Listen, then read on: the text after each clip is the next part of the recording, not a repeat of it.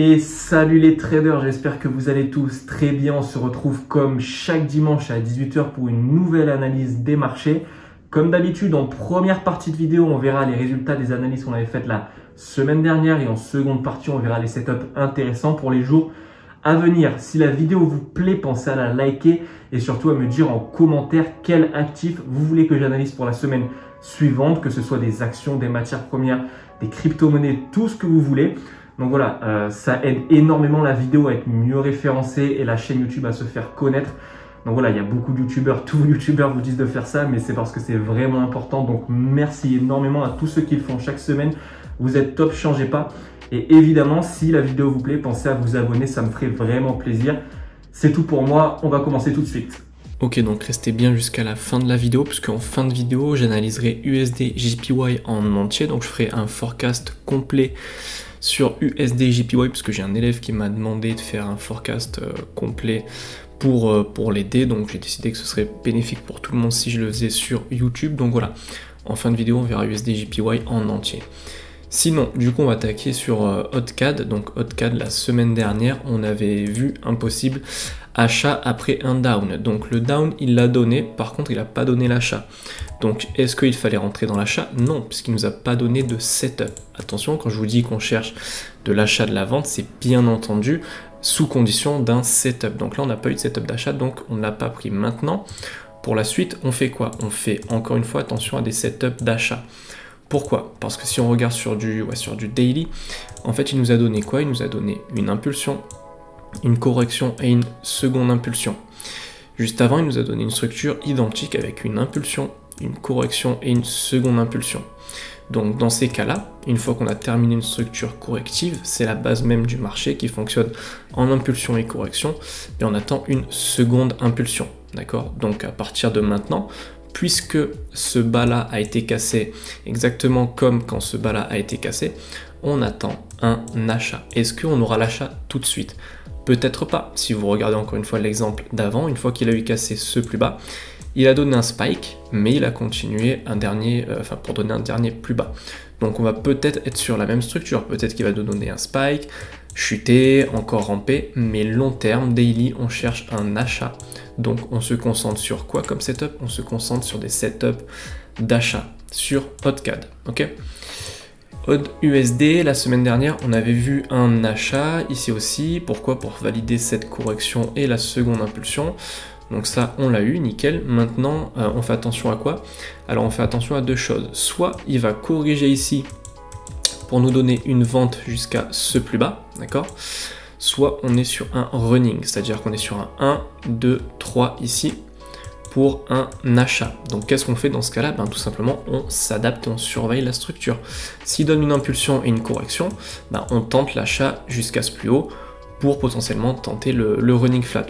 Par contre, si il corrige pour un down, on tente la vente jusqu'à ce plus bas. Ok, ça va être tout simplement de l'adaptation sur AUD/USD. Euro CHF, la semaine dernière, on avait vu un scénario qui était un up pour qu'il vienne casser ce plus haut, puis un down. Donc c'est ce qu'il a donné, il nous a cassé le plus haut ici, puis le down. Par contre, il est venu casser directement ce plus bas. Donc à partir de maintenant, qu'est-ce qu'on fait?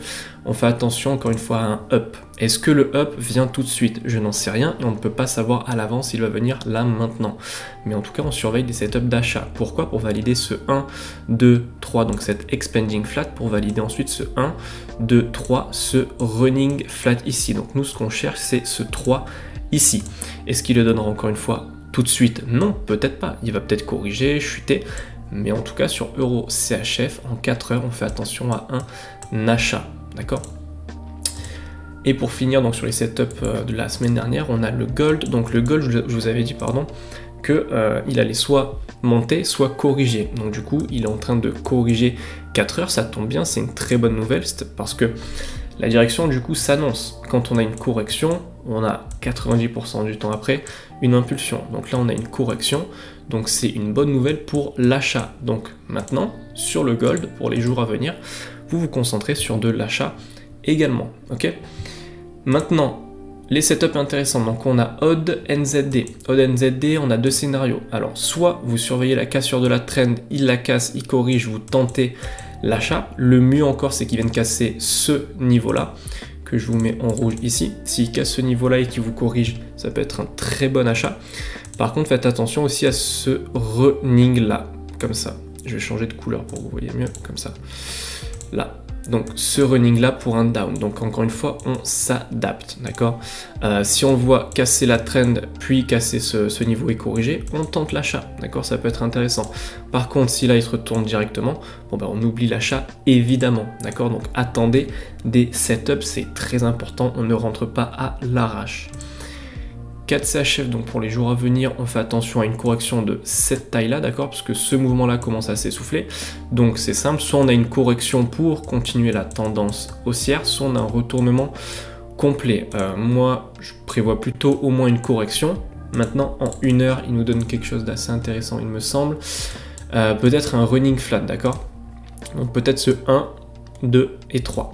Donc quoi qu'il en soit, surveillez des petits sell setup court terme sur CAD, CHF pour les jours à venir. Euro, USD, pareil, on fait attention à des sell setup. Donc il vient de casser la trend. Donc on est encore une fois sur 2 scénarios. Soit c'est un retournement complet et dans ce cas-là, vous prenez les sell setup quand vous en avez, soit on va être sur une plus grosse correction, d'accord. Donc on va être sur un mouvement correctif 4 heures, voire daily, pour une continuation haussière, parce que attention, daily, euro-USD, c'est un achat. Pourquoi?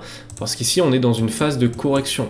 Donc les 2 scénarios, c'est quoi? C'est soit c'était la correction et on a un up, on va corriger pour valider la seconde impulsion jusqu'en haut, soit c'était pas encore la fin de la correction, on a eu un A, on a eu un autre A, on va avoir un B, C, valider ce mouvement correctif pour ensuite un down et valider la grosse correction, d'accord. Donc ça peut être plus compliqué, mais j'aurai le temps de faire au moins 3-4 vidéos, j'imagine, pour une structure daily, si ça change. Donc quoi qu'il en soit, pour la semaine suivante, vous faites attention à des sell setup, encore une fois, à des sell setup, d'accord. On rentre pas à l'arrache, il vient de casser la trend.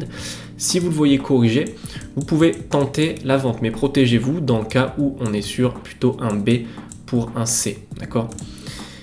Le Bitcoin, donc pour les jours à venir, on est sur la même structure qu'il nous a donné là, donc on est sur une correction.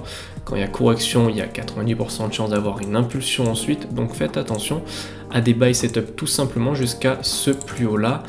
Pour rappel, on avait le scénario du running flat juste ici, donc ce 1, 2, 3.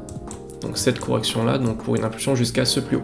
Donc pareil, si vous le voyez continuer à corriger et si vous avez un petit setup d'achat, vous pouvez tenter l'achat sur le Bitcoin. Et du coup pour finir, on va voir un forecast entier sur USD JPY. Donc pour ça je me rends en monthly évidemment. En monthly, qu'est-ce que je vois? Je vois que j'ai une impulsion, une seconde impulsion, une troisième impulsion et là j'ai un mouvement correctif. À partir de ce moment là, une fois qu'on a notre mouvement correctif, la direction elle est annoncée, on attend un achat. Donc mon forecast, en tout cas mon analyse, ça va être un achat monthly jusqu'à ce plus haut, d'accord. Donc je suis sur un achat monthly. Je descends en weekly. Weekly, qu'est-ce que je vois? Je vois que j'ai sur la structure corrective une impulsion, une correction, une impulsion. Je vois qu'ensuite j'ai une autre correction, ici 1, 2, 3, que je vais mettre en rose comme ça, pour une autre impulsion ici, que je mets en blanc. D'accord, donc ma structure ici, c'est un 1, 2, 3 là. Maintenant, je vais descendre encore une fois en daily. Et je m'aperçois que j'ai une autre structure corrective en cours. J'ai une impulsion, une correction et le départ d'une seconde impulsion. Cette seconde impulsion, elle n'est toujours pas validée. Mes élèves, vous savez pourquoi. Donc on attend l'achat jusqu'à ce plus haut là. Donc je sais qu'en monthly, j'attends un achat. Weekly aussi, daily aussi, j'attends un achat. Maintenant, je vais descendre en 4 heures et je vois que j'ai juste une impulsion baissière et une impulsion haussière. Donc si je veux acheter, je dois tout simplement attendre une correction de ce type, par exemple une correction 4 heures, d'accord. Donc là, j'attends un mouvement correctif pour consolider mon analyse sur l'achat. Maintenant, en 1 heure, pour terminer le forecast, j'ai ici un mouvement correctif, donc ce 1, 2, 3, mes élèves, vous savez quelle correction c'est, donc j'attends ce potentiel 1, 2, 3 ici, donc un down, 1 heure, pour valider ensuite mon achat, pourquoi pas 4 heures, comme ça, d'accord. Donc sur USD/JPY, on fait attention à de la vente court terme pour un achat long terme, d'accord. Je répète, une vente court terme ici pour un potentiel achat long terme, d'accord.